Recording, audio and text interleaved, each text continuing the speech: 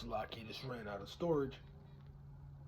But what I was saying, when you get into this truth and these understanding the scriptures, you'll come into scriptures like this, and it says, this is Amos 3:6, and it says, "Shall a trumpet be blown in the city, and the people not be afraid? Shall there be evil in the city, and the Lord shall have not done it?" So that's letting you know this is of the Lord.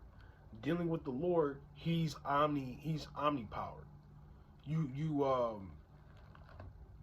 you know, to be all powerful, you gotta both work on both sides, man.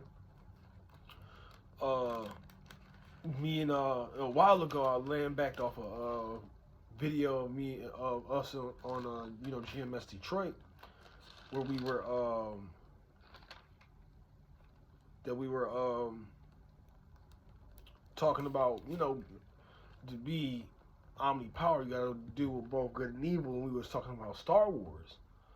Now, when you look at that, watch that movie, one of the strongest people or strongest characters was Mace Windu, and go figure, he was a Jake. All right, but according to plot, you know, he got killed because he definitely would have beat Palpatine, because the style that he would use was called Vapad, which where you had to type, you was on the light side, but you had to tap into darkness, and it was a very dangerous style, but he mastered it, you know. So it goes to show that's how the Lord is, but to a higher degree. All right, but this is talking about the bad, man, the things that'll scare you, because you know, like it's like in the world, they say the truth hurts, and you know, that's a good one. Do that one. I said the truth hurts. That's why people always try to run away from it. But people don't want to take the accountability, because there's going to be a recompense for uh, what these certain groups did to the children of Israel. All right? So, you know, and when you have a spiritual eye and a spiritual ear to hear, you know these things are coming to pass. And these people are not ready for it. Like when you hear scriptures like this, Isaiah 66:16. And that's just going right off top of the dome. Didn't really have anything queued up. I did look up certain uh, scriptures that I wanted to look for, but really it's just things that's coming to the live.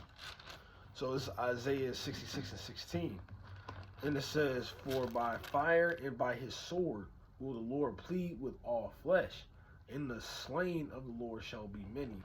And when you look at that scripture, that's talking about the death of all these people, these other nations, these 2/3 that are going to have to suffer through when the Lord returns.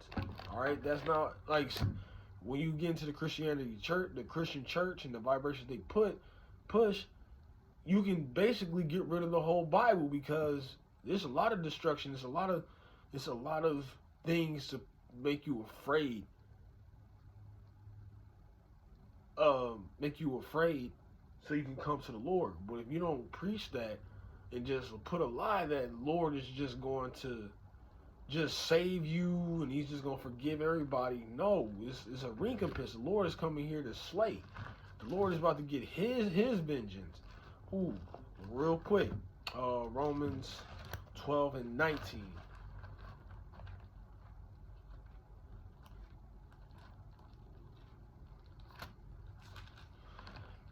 And it says, "Dearly beloved, avenge not yourself, but rather give place unto wrath, for it is written, vengeance is mine. I will repay, saith the Lord." So the Lord is the only one that can, you know, get vengeance for us. He will repay us for what they did to us. But, you know, he was that sacrificial lamb that put himself as the worthy sacrifice to bring back Israel to Yahweh, to Yahweh Shem Yahweh Shai. So, you know, We ain't supposed to do anything. We're not supposed to put anything that can jeopardize, and we're supposed to keep the congregation blameless. All right, but those are things that's supposed to scare you. And even that scripture, if the Lord is all, you know, butterflies, cotton candy, and balloons, why does he have to? Why does he have to repay vengeance? All right, and that's where the Christian church will fog and fuck up your mind on the right vibrations on how your mind's supposed to be when it comes to the truth and how you're supposed to conduct yourself. Yahweh Shem Shai. All right, because it's not going to be that. The Lord is not going to save everybody. All right, when you get into Matthew 24, and I believe the 30 and 30, let's grab it. 24 in the 30th chapter, it says, and then shall appear the sign of the Son of Man in heaven, and then shall all tribes of the earth mourn, and they shall see the Son of Man coming in the clouds of heaven with power and great glory. Because when he comes back, it's going to be a lot of bloodshed. That's why all these other tribes are mourning. Okay? So it's not just always going to be good, prosperous. You got to go through both good and bad. If your life is always good, then you don't want to turn to this truth because you feel like you're doing the right thing, or the Lord's dealing with you because you haven't went through any adversities. All right, but no, it's the opposite. Look what Yahweh Shai went through. All right, he was humble, he was lowly. Ain't this the carpenter's son? But he had the wisdom, knowledge, and understanding, but he still knew what he had to go through. It wasn't always good, and he was a sinless man. When you get into the scriptures, you would notice that these men they had integrity. They weren't always on high. You look at Ezekiel, look at Isaiah. We do have kings like David. You have King Solomon, but you will see a balance to the book. All right, Job, he was a righteous man, even though he was self-righteous. He got brought down low too. You got to have a balance, a season for everything. So when you get into the scriptures, that makes you that these so-called pork chop pastors, Bishop Bacon's, Reverend Revenues push is going the hell off. All right, because we're supposed to warn our people because it's going to be destruction, man. You got to have wisdom. You can't be just gullible. Blessed he that readeth. And you got to, and like the elders and apostles say, go look this stuff up yourself. But, people just want to be fed. Well, you got to take the initiative. All right? Because this is what's going to happen. All right? This is Amos 5:18. And it says, woe unto you that desire the day of the Lord. To what end is it for you? The day of the Lord is darkness and not light. As if a man did flee from a lion and a bear met him, or went into the house and leaned his hand on a wall, and a serpent bit him. Shall not the day of the Lord be darkness and not light, even very dark, and brightness not in it? So when the Lord comes, it's going to be straight up chaos, man. It's going to be straight chaos. That's when the Lord is going to come back in great glory, but he's going to pay vengeance to the ones who touch the apple of his eye, which is going to be the elect in the 1/3. Even though Israel is going to be saved, but 2/3 got to die. They'll come back in the kingdom through the loins of the elect, but our people, these other nations that were Confederate, or Psalms 83, the ones that, join, and it says, hand joined in hand.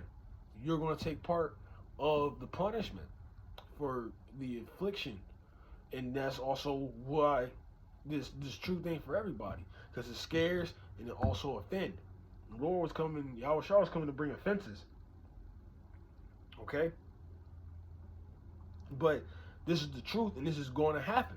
This is going to happen. All right? When you have a spiritual ear and a spiritual eye to see, and you break these scriptures down correctly, you see this stuff happen right before your eyes. all right, from the famine. That's which is going to happen very soon. We already got the false prophets on the forefront. We got the earthquakes in diverse places. Okay, and the rumors of war. They're speaking right now, and through the through this tech, I'm gonna say technology. Through the technology being increased with the weaponry, there's no way that there's going to be other world wars. There's not going to be a World War 4, 5, MK Ultra, whatever. This is going to be the end all be all. All right, so that's why the children of Israel is going to need divine power. All right, they're going to need some type of some spiritual divine energy to help us fight and deliver us from from this place. Okay, but Lord willing, I hope you get the gist of what I'm saying. You know, you want to edify the sheep, but again, I want to give all honor, glory, and praises due to Yahweh by Hashem, Yahweh Shai by Hashem Akapadash. And again, I want to give double honors to the elders and apostles at Great Millstones teaching this truth and sincerity, and also who rule well. Peace and salutation to the hopeful elect. Brother Yawanathan, I want to close out, say shalom, and on to the next lesson.